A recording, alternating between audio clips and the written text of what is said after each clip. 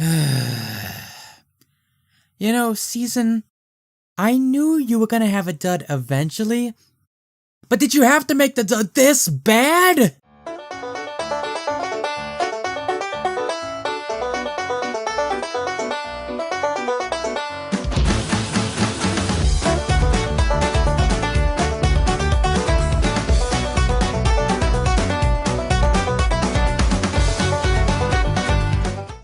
What is my life? Anyway, greetings, ponies and pigs. This is the Watchful pony here. Yeah, I'm not gonna make this a secret at all. I do not like this episode. At all. Is it one of the worst of the series? No, maybe not. I would honestly need more time to think about it, but that doesn't make it. And it especially sucks because I don't hate Applejack. I don't think she's a bad character. I don't think any of the main six are bad characters, to be fair, but I do think she's an interesting and good character. The problem is that the writers just don't know what the hell to do with her, which granted isn't really their fault because Applejack is a hard character to write for. Much like Fluttershy, it's hard to write for a character that's perfectly fine with where they are in life. But I'm jumping the gun, I should probably explain what I mean. This episode begins with Rarity telling Pinkie Pie that she's setting up a fashion show to find young blood in the community. Oh yeah, and also Spike's fawning over Rarity. Was that ever a thing? Oh wait, that's right, Sparity was a thing. I'm sorry they focused on it so little, I kinda completely forgot about it. Can we decide to either make this a thing or just forget it altogether because this is getting annoyingly inconsistent? But anyway, Rarity tells Pinkie who the judges are gonna be, and we actually do get a nice callback to Hoity Toity and Photo Finish. However, it is immediately ruined when we find out who the third judge is, Applejack. Literally the least fashionable pony in the entirety of My Little Pony. To the episode's credit, they try to explain why she wants Applejack as a judge. Poorly. Seriously, this is not a good explanation at all. Yes, Applejack is the most practical pony, but she knows next to nothing about fashion, and even I, not a fashion expert, knows that fashion is not always practical. If anyone ever asked me to define forced or contrived in a negative scenario, this would be it. Then again, I can't see those words being used in a positive scenario, but whatever. So anyway, later that night, Applejack helps Applebloom with her hat because it keeps getting in the way. And so thanks to that, Applejack thinks she should be a judge. To the episode's credit, that's not a bad transition. But again, it keeps getting ruined by Applejack in this very episode. And I don't just mean her presence, I'm talking about what she says and does, because afterwards, when she meets the judges, she comments on a picture that's shown that it looks like a giant disco ball and comments how silly it is. Once again, showing how literally unfashionable she is and making everyone else shock and faint. Now I want to ask you all a question because it's a very serious question that's going to affect the rest of the episode. Were you annoyed in any way, shape, and form by Applejack's behavior in this scene, showing how unfashionable she is and how insensitive she is? Just a little bit? Okay then, now take that annoyance and spread it out for the rest of the episode because that's literally all she does. You probably think I'm skimping you here, but I seriously am not. For the majority of the episode, all Applejack is doing is criticizing the other pony's fashion. And it's not even a constructive or a well-versed kind of criticism, literally all she's saying is what doesn't work about it. And all of it boils down to practicality, of all things. Okay, honestly, there's too much wrong with this middle segment for me to not talk about it, so let's do this point by point. First of all, Applejack. Second of all, every time Applejack brings down one of the main ponies, they are obviously very distraught and very sad about what she said. If the point was to make us sympathize with them, well, you're kinda doing it wrong. We're supposed to sympathize with them if they're being brought down by a villain. And I don't care what anybody says, Applejack is not an antagonist or villain in this episode, no matter how bad she is. Third, Applejack. Fourth, most if not all the comedy relies on Applejack being as oblivious to fashion as possible. And unfortunately, it doesn't really work here because again with the sympathetic angle, every time she brings down one of the ponies, we're not laughing, we feel bad for them. I don't know whether the comedy is supposed to come from Applejack's obliviousness altogether, which is honestly not funny, more annoying than anything, or if it's supposed to come from the rest of the characters suffering, which also doesn't work. And because the comedy really doesn't work in this regard, I end up not liking this segment a lot more because there's no comedy to save it. At least if it was funny, I could somewhat overlook some of the flaws, but because the comedy is not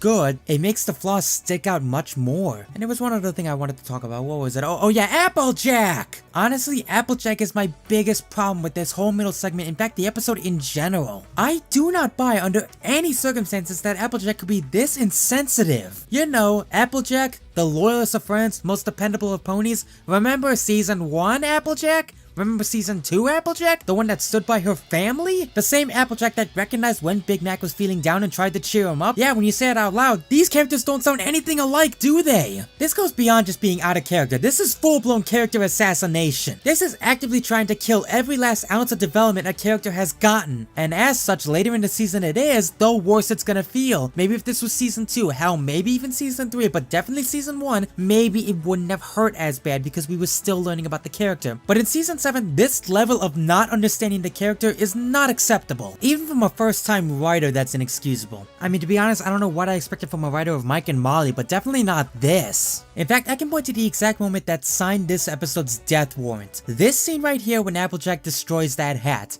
I'm not looking at Applejack. That's a changeling. I refuse to believe that that is Applejack after that. I'm calling it now. That's the big twist of the season finale. Every single out of character or stupid thing a character does in this season, it turns out it was a changeling the whole time. Okay, look, I obviously went off the rails, so I should probably preference this before people start killing me. Look, if you like this episode, by all means keep liking it. I'm not gonna stop you from that. I am happy and glad that you can overlook these flaws. Really, I am. But for me, this is full-blown character assassination, and I will hear no argument against that. And you wanna know what the worst part is?